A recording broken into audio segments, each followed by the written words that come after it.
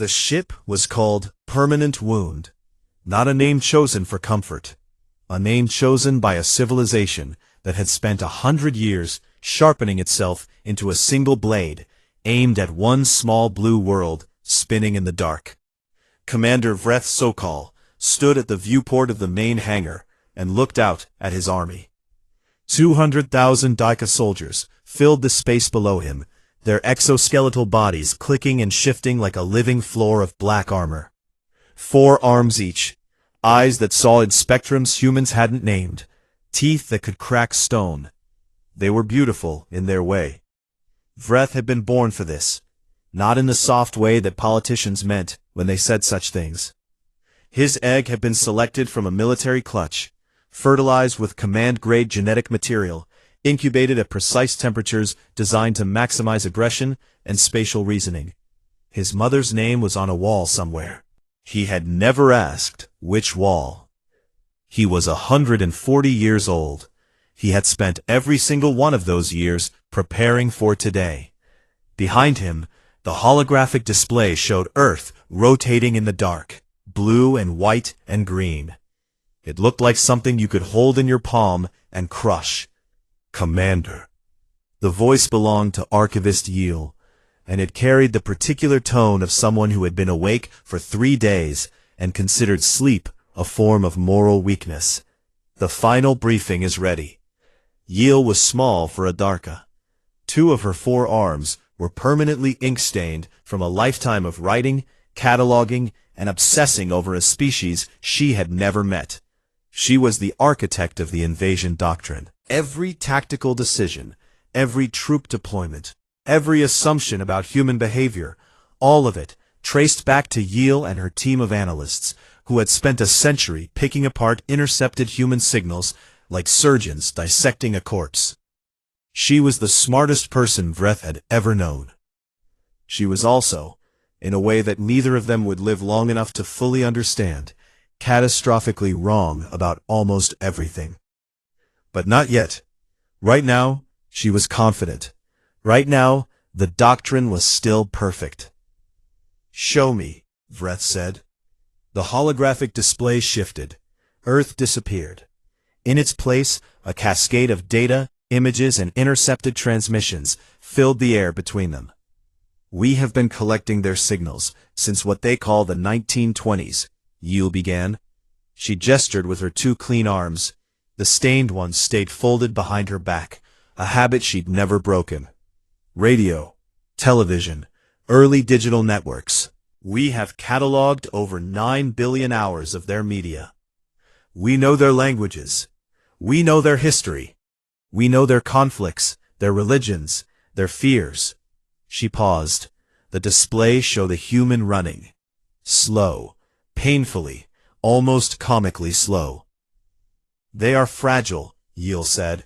"Their bones break from impacts that would not scratch our juveniles. Their skin tears. They bleed easily and often.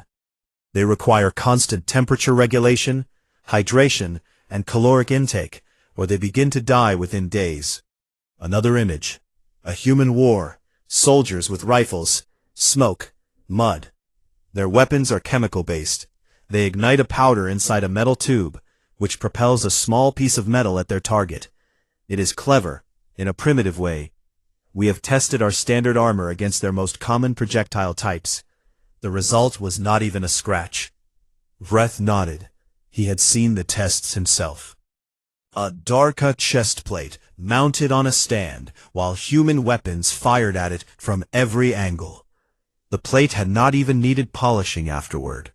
"Their greatest weakness," Yiel continued, and here her voice took on the tone of someone delivering the final line of a prayer, "is that they are divided. They fight each other constantly. They organize into competing nations, competing religions, competing ideologies. They cannot agree on how to feed their own young. A species this fractured will not mount a coordinated resistance. Our models predict full capitulation within 1 planetary rotation. 1 day. That was the promise. Land, strike, conquer, hold. A single day to swallow a world." Vreth looked at the data. He had looked at it 1,000 times. Every time, it told him the same thing. Earth was soft. Earth was slow. Earth was divided and weak and ripe. What of their nuclear capability? He asked. The only question that had ever given him pause. Yeel waved a stained hand. Significant but self-deterring. They have enough nuclear weapons to destroy their own planet several times over. But they have built elaborate systems specifically to prevent their use. Their leaders are terrified of these weapons. They will not deploy them against a ground invasion. The risk to their own population is too great. This, at least, was true. It was also the last true thing in the briefing. And their space capability? Laughable. Yeel pulled up images of human spacecraft, tin cans strapped to controlled explosions. They have reached their own moon exactly 6 times, and then stopped going. They have no orbital defense systems, no fleet, no capacity for void warfare. They are, by any metric in the Galactic Index, a pre-contact civilization still playing with fire. Vreth studied the images. A human in a white suit, standing on gray dust. The image was old, grainy. The human looked small and alone, and impossibly brave in a way that Vreth noted, and then dismissed, because it did not fit into any tactical column. That was the shape of the error. Not a lie, not incompetence, just a failure to account for the things that don't fit in columns. One more item, Yeel said. She pulled up a final data set. Their emotional architecture. Humans form intense attachments to individual members of their species. Mates, offspring, companions. They grieve individual deaths. They build monuments to single people. They have medical professionals whose sole purpose is to talk to other humans about their feelings. She said this the way a surgeon might describe a species that had never developed an immune system. With pity, with faint disbelief. They are psychologically fragile, she concluded. Easily destabilized. A show of overwhelming force will collapse their will to resist. Vreth believed her. He had no reason not to. A century of data. 9 billion hours of evidence. 200,000 soldiers bred and trained for this single purpose. He turned to the viewport. Earth hung in the black, still and small and blue. It looked like the softest world in the galaxy. Vreth gave the order. The drop pods began to fall. The pod hit the wheat field like a fist from God. Vreth's teeth cracked together. His harness dug into the joints of his exoskeleton. The impact gel absorbed most of the force, but his bones still rang like struck metal.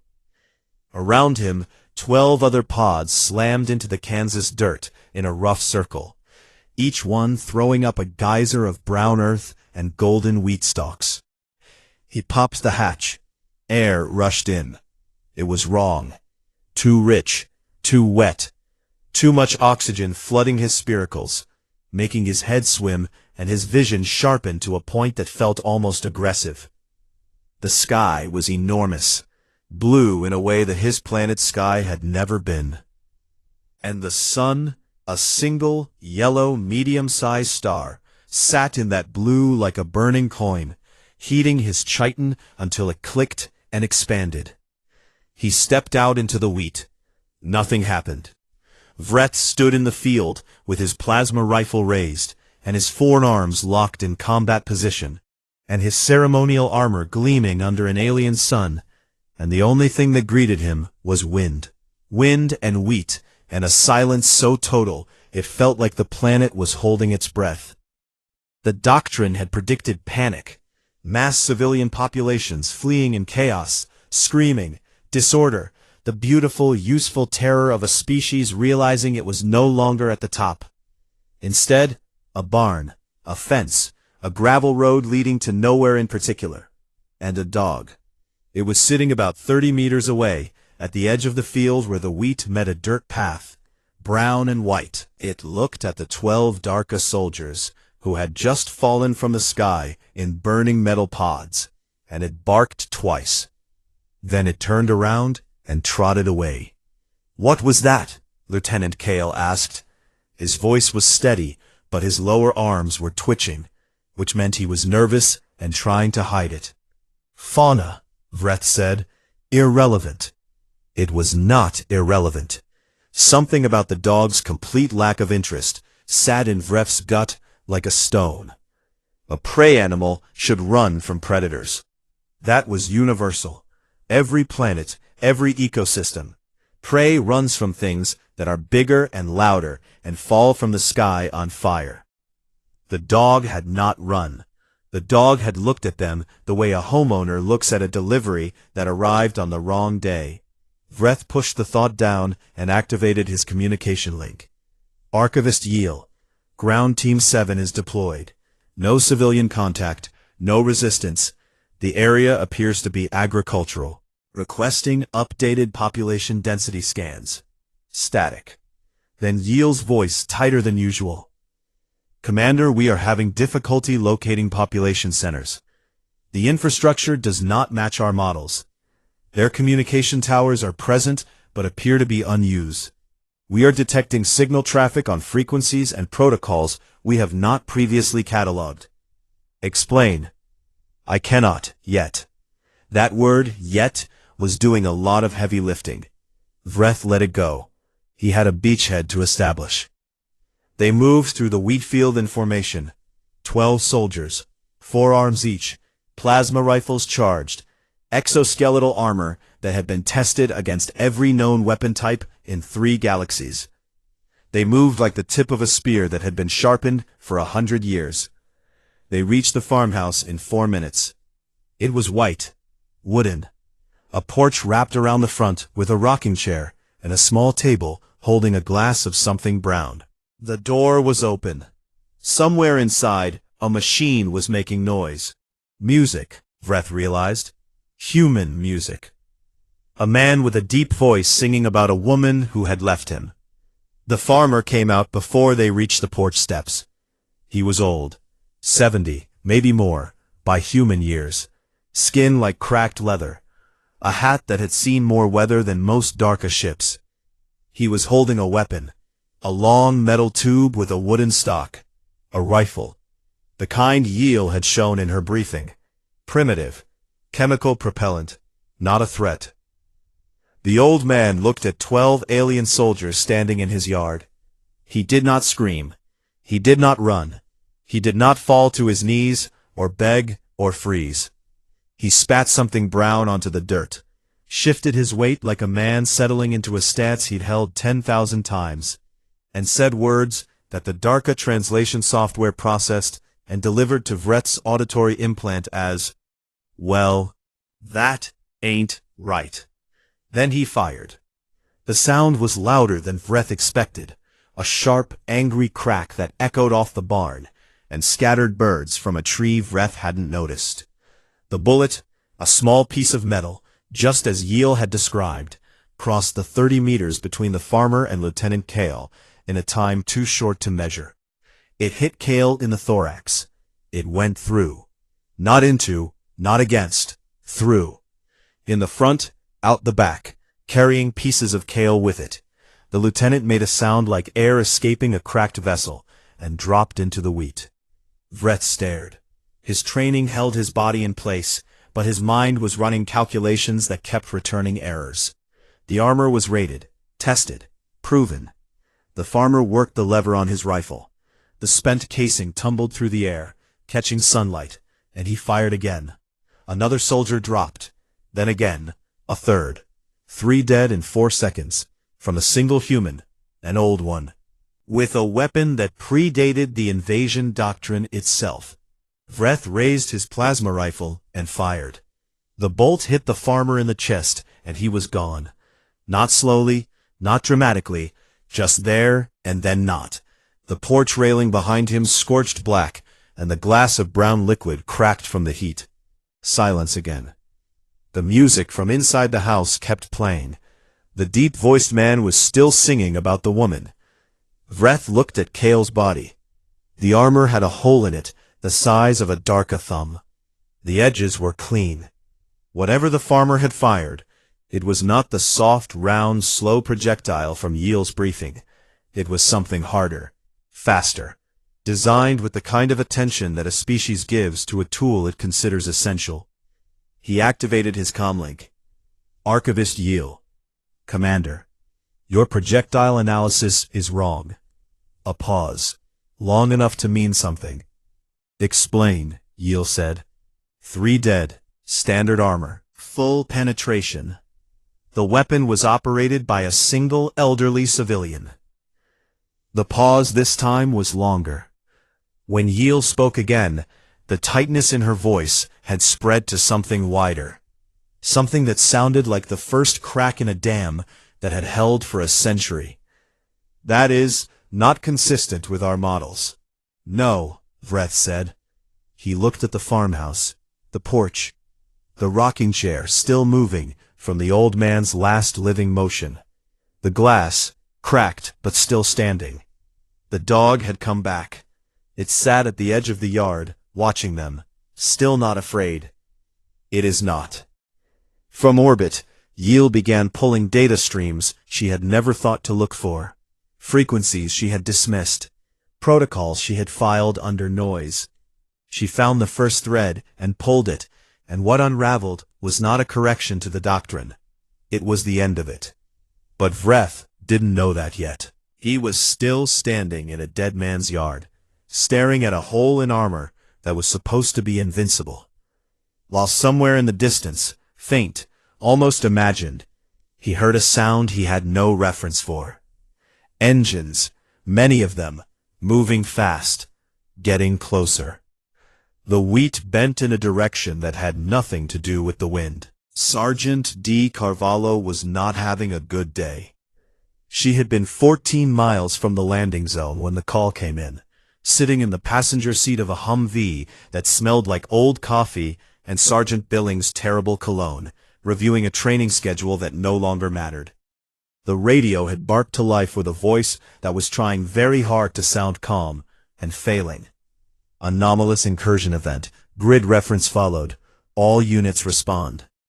Dee had closed her eyes for exactly 2 seconds. Not in fear, not in shock.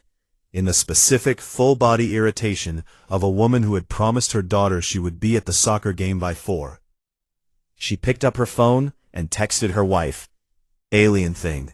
Might be late. DVR it?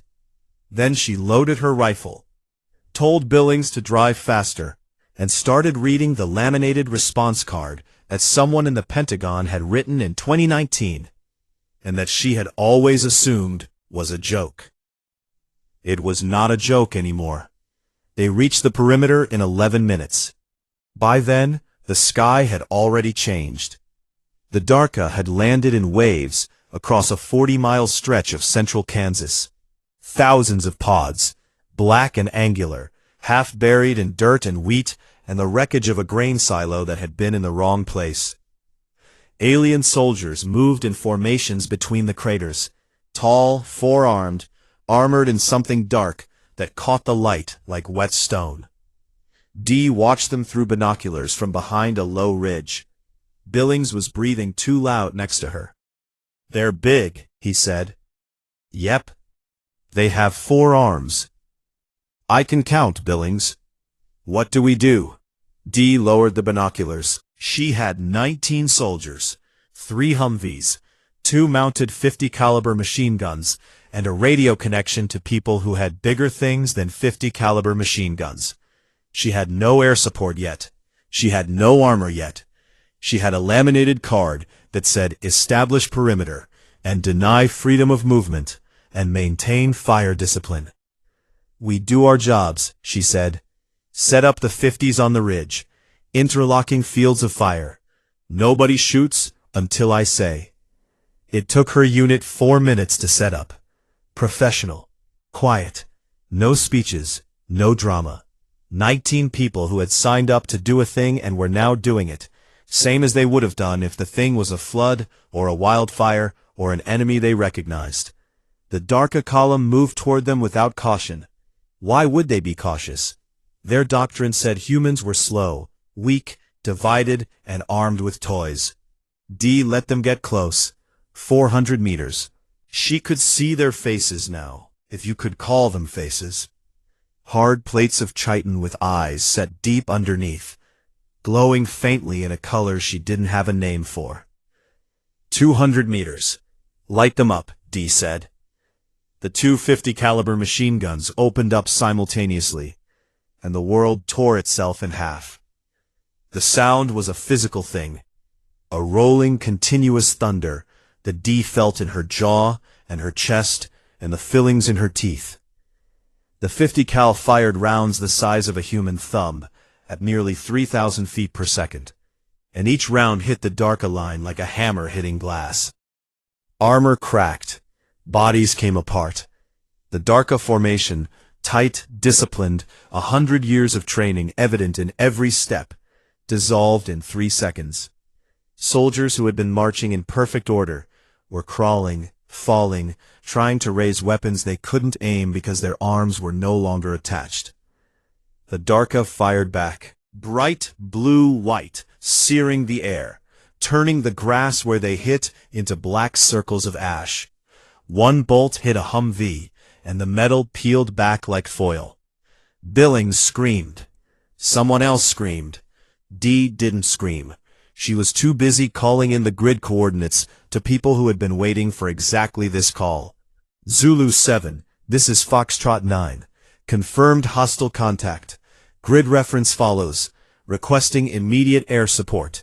They die to kinetic. Repeat, kinetic kills them. Their armor is not rated for ballistic. Send everything. Copy Foxtrot 9. Asset inbound. 2 minutes. 2 minutes. Dee had fought in places where 2 minutes meant eternity. Here, it meant the same. She lost 2 soldiers in those 2 minutes. Plasma burns. The wounds didn't bleed the way bullet wounds bled. They cauterized instantly, leaving edges of cooked flesh that smelled like nothing Dee wanted to remember. She kept firing. Her soldiers kept firing. The Darka kept dying. Then the sky screamed.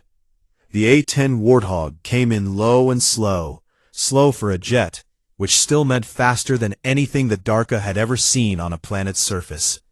It was ugly. Built like a flying brick with a cannon strapped to its face.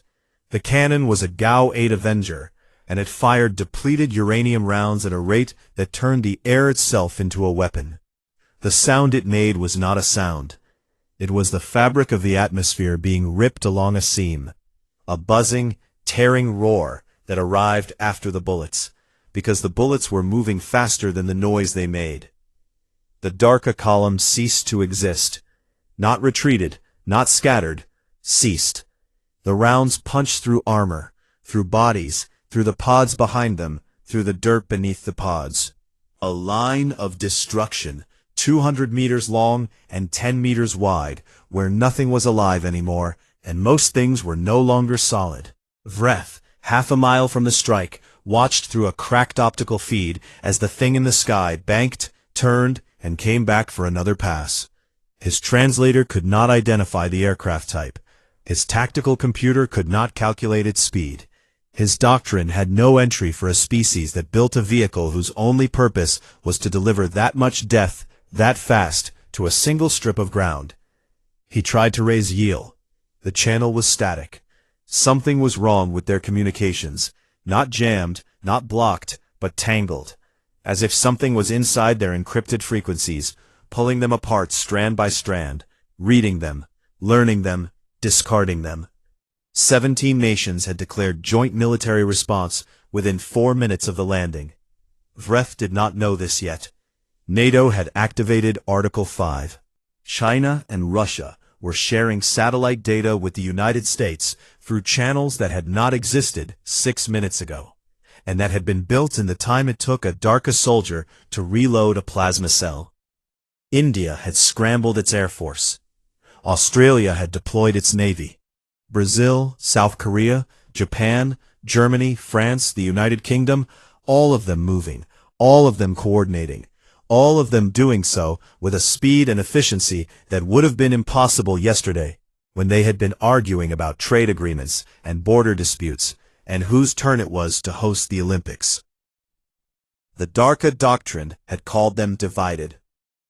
They had been divided, right up until the moment something gave them a reason not to be. And then the division vanished so fast, it was as if it had never existed at all. As if the arguing and the politics and the petty human squabbles were just a family bickering at dinner, loud and messy and real, until someone kicked in the front door. Then the family became something else.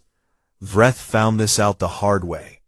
He was falling back toward his pod when a human soldier came out of the wheat to his left. Small, soft, no armor worth mentioning, a helmet, a vest, a weapon that looked like a child's toy next to Vreth's plasma rifle. Vreth was faster, stronger, better armored. He struck the human across the chest with his lower right arm and felt ribs break under the impact.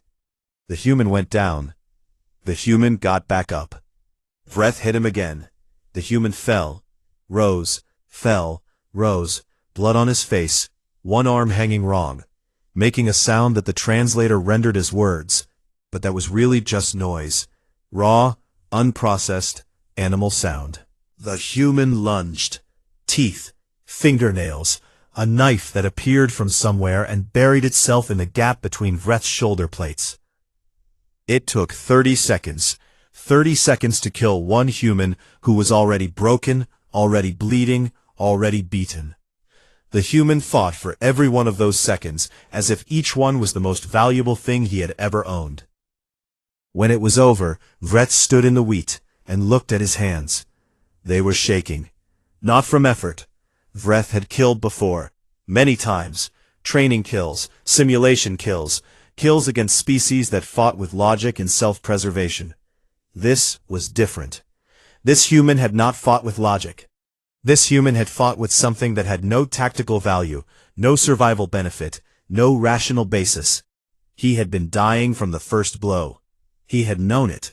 He had kept going anyway, not because he could win, but because stopping was not a thing his body knew how to do. Vreth's calm crackled. Yiel's voice, thin, shaking. "Commander, I have accessed their current data networks." And?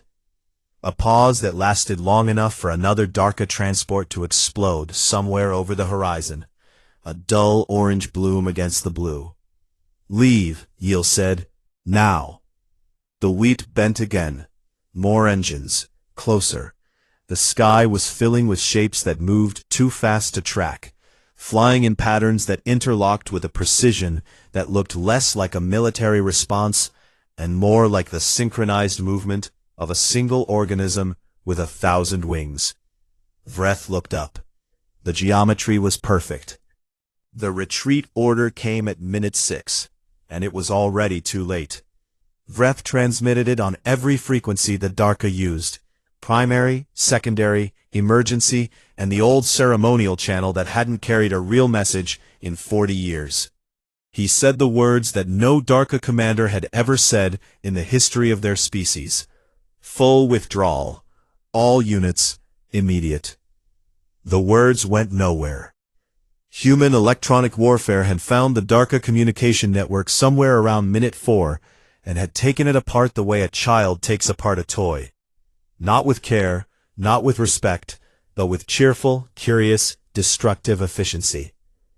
Darka encryption was built to resist the most advanced cyber warfare systems in 3 known galaxies.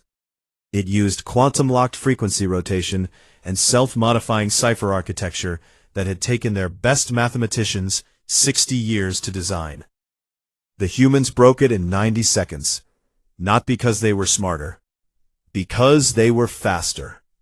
Because they had spent decades building machines whose only purpose was to break into things that didn't want to be broken into. And they had gotten very, very good at it. They didn't even need to understand the encryption. They just threw computing power at it the way they threw bullets, in quantities so absurd that elegance became irrelevant. Vreth couldn't reach his troops, couldn't reach his ships, couldn't reach Yiel.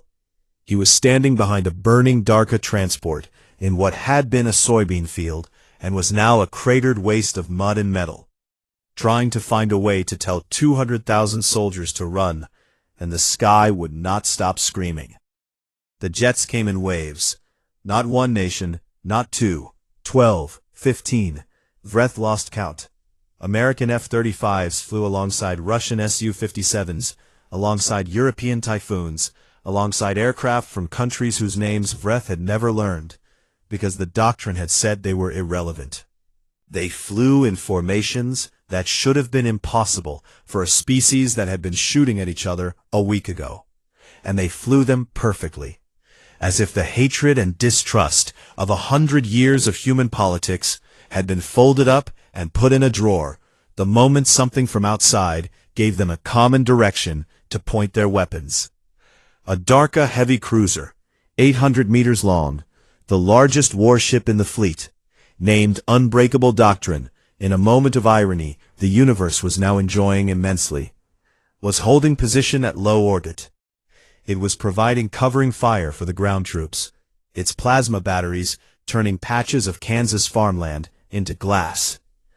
The missile came from the ocean. A submarine, American, sitting in the Pacific, 2,000 miles away. It had launched a hypersonic missile that traveled at 10 times the speed of sound, which meant it covered the distance in minutes, which meant the Unbreakable Doctrine didn't detect it until it was already too late, because the ship's sensors were designed to track energy weapons, not a piece of metal moving faster than anything had a right to move inside an atmosphere. The missile hit the cruiser's midsection and kept going, through the outer hull, through the inner hull, through the reactor housing. The Unbreakable Doctrine broke apart like a clay pot dropped on stone. The two halves fell separately, trailing fire, and when they hit the ground, the explosion flattened everything for 2 miles in every direction. Darka, human, wheat, soybean, barn, and one unlucky water tower that had survived 3 tornadoes and a hailstorm the size of golf balls, but could not survive a warship falling on it. Dee watched it from 4 miles out. The shockwave knocked her hat off. "Huh," she said. She picked up her hat, put it back on, and went back to directing fire. Her unit had grown. Stragglers from other units had found them. She had 31 soldiers now, 2 working Humvees, and a radio that was receiving more traffic than she could process. Everyone wanted to know the same thing. Where are they? How do we kill them? What works? The answer to the last question was simple, and it was spreading across every military channel on the planet at the speed of light. Everything works. Everything kinetic. Bullets, shells, missiles, bombs, rocks. Anything you throw hard enough. Their armor was built for energy weapons, for plasma and lasers and directed radiation. Against a bullet, against a stupid, simple, ancient piece of metal moving really fast, they were wearing paper. Humans had been throwing things at each other since before they had language. It was their oldest technology. Their first weapon had been a rock, and they had spent the next 100,000 years making the rock faster, sharper, and more accurate, and they had never, ever stopped. The Darka had prepared for the weapons of the future. They were being killed by the oldest idea in human history, refined to a level of perfection that bordered on art. Dee's radio crackled. "Foxtrot 9, be advised. Darka ground elements moving through the town of Millbrook. Civilian population has not evacuated. Rules of engagement, protect civilians. Weapons free." Millbrook. Dee knew it. Small town, gas station, church, diner, school. Maybe 2,000 people. People who had probably seen the pods fall and done what people in Kansas do when the sky does something terrible. Gone to their basements, grabbed their guns, and gotten mad. She sent her units south, fast. The Darka who had wandered into Millbrook were not the elite troops. They were the confused ones, the ones who had been separated from their units when the communications went down. The ones who were doing what soldiers do when the plan falls apart, and nobody is answering the radio. Moving, searching, trying to find someone who knew what was happening. There were 9 of them. Plasma rifles, full armor, 4 arms each. They moved through the main street of Millbrook in a loose formation, scanning buildings, stepping over a knocked-over mailbox and a bicycle that someone had left in the road. They found the civilians at the intersection of Main and Oak. A woman, holding a child. The child was maybe 3, wrapped in a blanket, face buried in the woman's neck. The woman was standing in the middle of the street because she had been running for the church basement and hadn't made it, and now there were monsters between her and the door. Behind her, a man, tall, not in good shape, wearing a t-shirt with a logo on it that the Darka translation software couldn't read, and cargo shorts and sandals with socks. He was holding a baseball bat, a wooden bat, against 9 alien soldiers with plasma weapons and armor. The man was shaking, visibly, obviously, whole body shaking, the kind of shaking that happens when every cell in your body is screaming at you to run, and you are choosing, with whatever part of the brain makes these decisions, to not do that. His knuckles were white on the bat. His jaw was set, in a way that made the muscles stand out. He stepped in front of the woman and the child. The Darka stopped. 9 soldiers, 4 arms each, plasma rifles charged. They outweighed this man by 300 pounds individually. They could have gone through him the way the farmer's bullet had gone through Lieutenant Kale, in one side and out the other, without slowing down. The man raised the bat, not high, not theatrically, just up, across his body, a stance that said nothing except, "You will have to come through this." He didn't say anything. His mouth was pressed into a line that was beyond words, beyond bravery, beyond anything the Darka had a concept for. This was not courage in any way their doctrine understood it. Courage was a calculation, risk weighed against reward, fear measured against duty. This was something else. This was a mammal standing between its young and a predator. And the math didn't matter. The odds didn't matter. The size of the predator didn't matter, because the math and the odds and the size were all happening in a part of the brain that this man had simply turned off. A teenager across the street was filming on a phone. The red light blinked, steady, unafraid. The Darka unit stood in the road and looked at the man with the bat. They went around.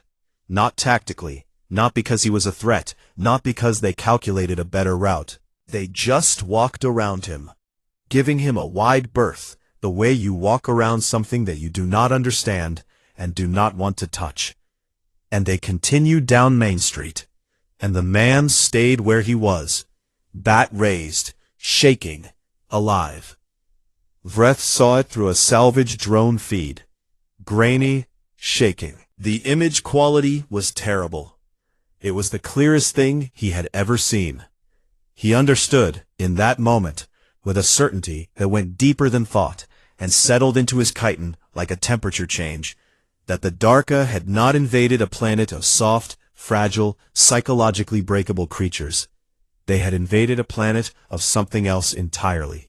Something that shook and bled and broke and cried at sad stories and needed therapy and built monuments to individual dead and fought over what to call a sandwich. And none of that, none of it, not a single fragment of all that softness meant what the doctrine said it meant. The softness was not weakness. The softness was what they were like when nothing was threatening their children. Vreth opened the emergency channel. Static. He tried again. Static.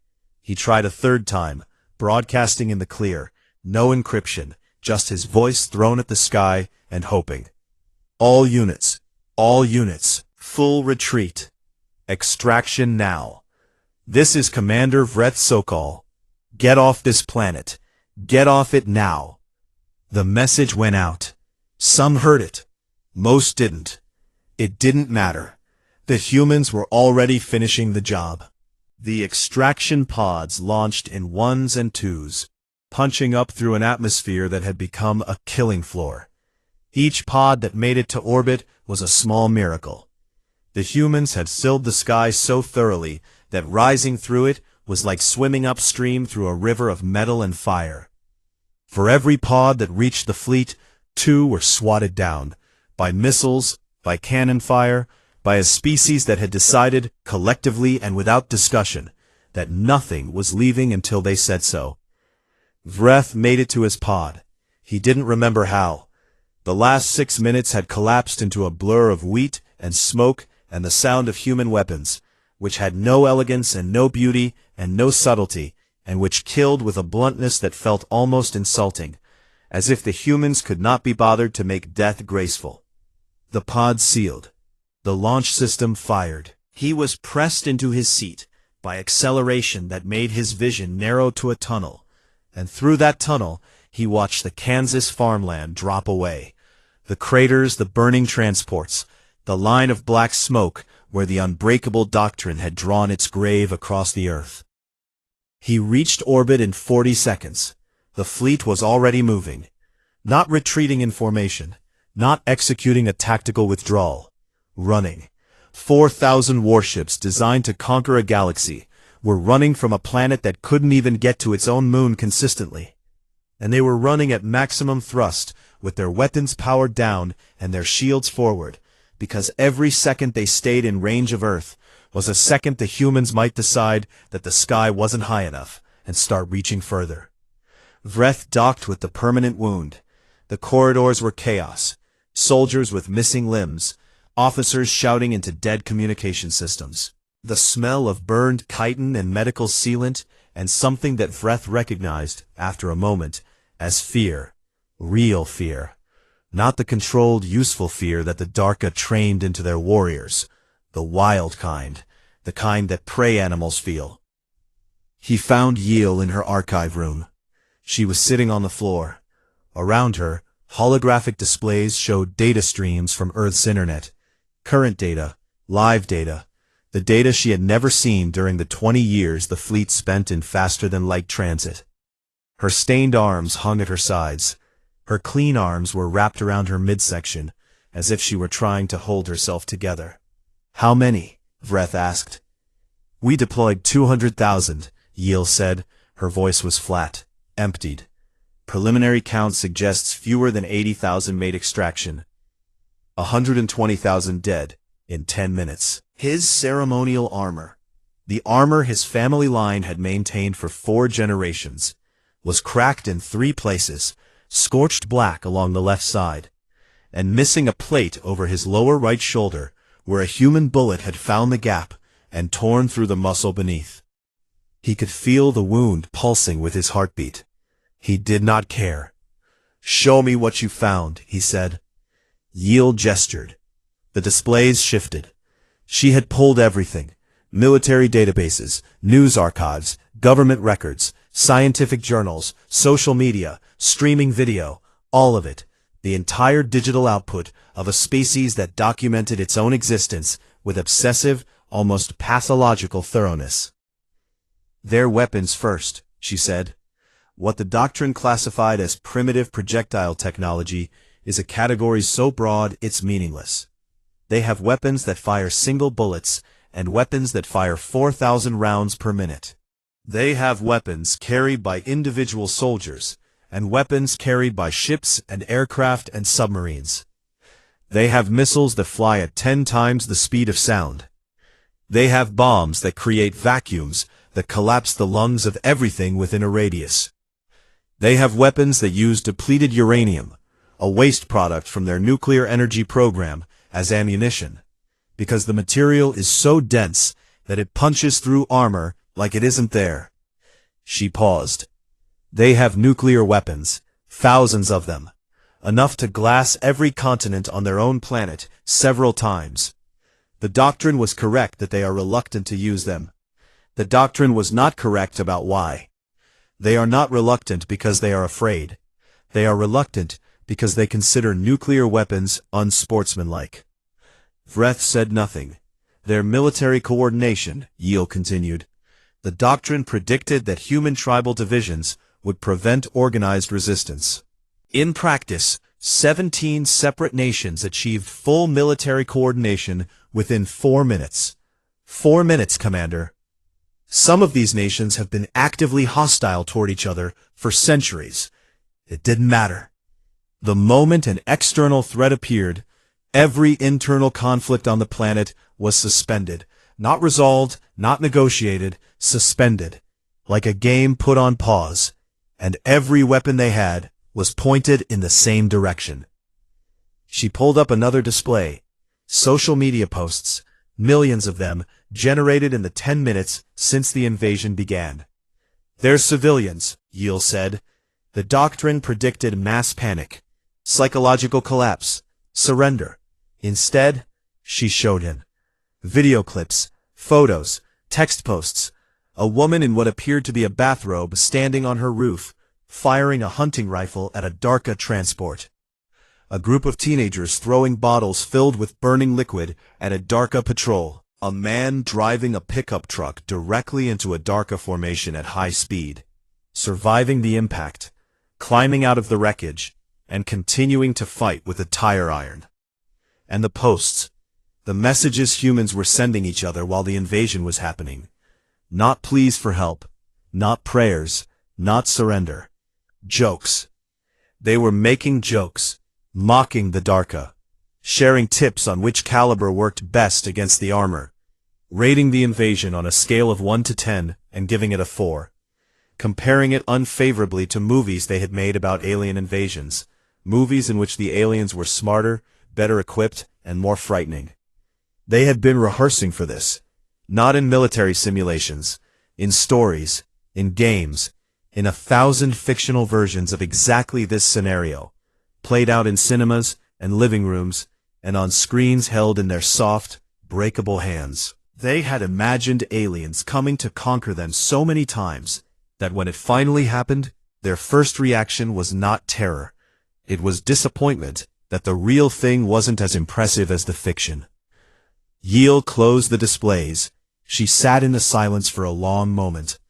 Then she pulled up a blank document, the formal species assessment form, the one that would be transmitted to the Darka homeworld and archived in the Central Intelligence Database for all future reference. She wrote, "Humans are not a pre-spaceflight civilization. They are a pre-spaceflight civilization by choice. They have had the physics for generations. They do not expand because they are still deciding amongst themselves what kind of species they want to be. This is a species standing at the edge of something vast and arguing about the ethics of stepping forward. And the fact that they argue, that they care enough to argue, should terrify us more than their weapons. When they finish that argument, God help the galaxy. Do not return to this system.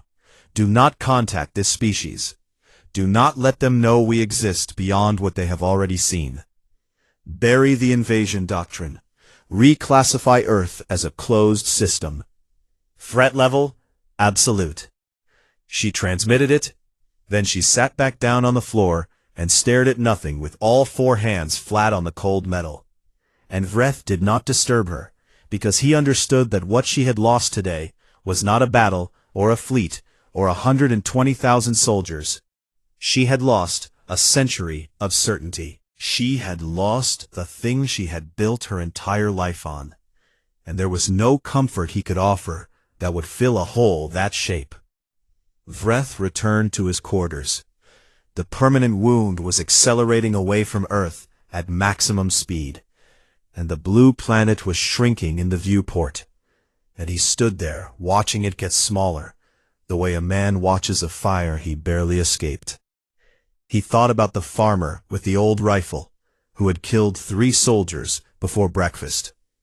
He thought about the human in the wheat field, who had kept fighting with a broken arm, and broken ribs and blood in his eyes, who had fought the way water fights a dam, without strategy, without hope, with nothing but the blind, dumb, beautiful insistence on not stopping. He thought about the man with the baseball bat. That was the one that stayed. That was the image that would follow Vreth into sleep for the rest of his life. A soft, trembling creature in cargo shorts and socks and sandals, holding a piece of wood, shaking so hard you could see it from orbit, standing between 9 armed soldiers and a woman holding a child. The doctrine had measured everything: speed, strength, armor, weapons, communication, population, resources, psychology. It had not measured that. It had not measured whatever you called the thing that made a man pick up a bat he knew wouldn't work against an enemy he knew he couldn't beat, and stand there anyway. Not because he was brave, not because he was stupid, but because the child was behind him, and moving was not something his bones would allow. Humans had a word for it. Vreth had seen it in the archived signals, used so often and so carelessly that Yiel had dismissed it as meaningless, a piece of verbal decoration that carried no tactical weight. The word was love. Yiel was right that it carried no tactical weight. She was wrong that it was meaningless. It was the most dangerous thing on that planet. More dangerous than the nuclear weapons, more dangerous than the jets, more dangerous than the hypersonic missiles and the depleted uranium and the 100,000 years of refining the art of throwing things very hard at other things. It was the thing that made them fight when fighting made no sense. It was the thing that made a divided species unite in 4 minutes. It was the reason that a planet full of soft, slow, fragile creatures with no armor and no claws and no venom had climbed to the top of their food chain, and then, just for fun, started practicing for the day something from outside came to knock them off. The blue dot shrank. Vreth watched it until it was gone. Dee sat on the hood of a wrecked Humvee and watched the smoke clear. The all clear had come 8 minutes after the last Darka had been pulled off the ground. 8 minutes of silence after 10 minutes of the loudest thing she had ever heard. Her ears were still ringing. Her uniform was burned along the left sleeve. She had a cut on her forehead that she didn't remember getting, and a bruise on her hip from being thrown against a door by a shockwave. She checked her phone. Her wife had texted 40 minutes ago. DVR'd it. Mia scored a goal. You okay? Still streaked with smoke and the white contrails of jets, and the fading orange trails of things that had fallen and burned. The wheat field to her left was on fire. The water tower was gone. A piece of alien spacecraft the size of a house was embedded in the ground about half a mile north, still ticking and cooling. She typed back. Yeah, weird day, home by dinner. She put the phone in her pocket, leaned back on the hood, closed her eyes. The sun was warm, the same yellow medium-sized star that the Darka had noted in their database and filed under unremarkable. It sat in the blue Kansas sky the way it always had, steady and ordinary, heating the skin of a woman who was already thinking about what to make for dinner and whether the dry cleaner was open tomorrow, and whether Mia's goal had been the left foot or the right, because Mia had been working on her left.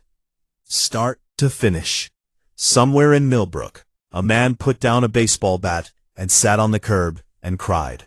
His wife sat beside him with the child and did not let go of his hand, and the teenager across the street lowered the phone, and the red light went off, and Main Street was quiet again, except for the sound of a car alarm that wouldn't stop, and a dog barking somewhere in the distance. Not the same dog, a different one, but barking the same way. 2 barks, casual, unimpressed, and then silence. Over in Earl's yard, where it had all started, the rocking chair had stopped moving. The glass on the table was cracked, but still standing. The porch was scorched.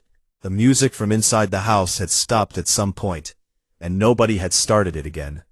Earl's dog came back up the path, brown and white, medium-sized. It walked past the craters and the wreckage and the scorch marks without interest, climbed the porch steps, circled twice, and lay down in its usual spot. It rested its chin on its paws. It waited.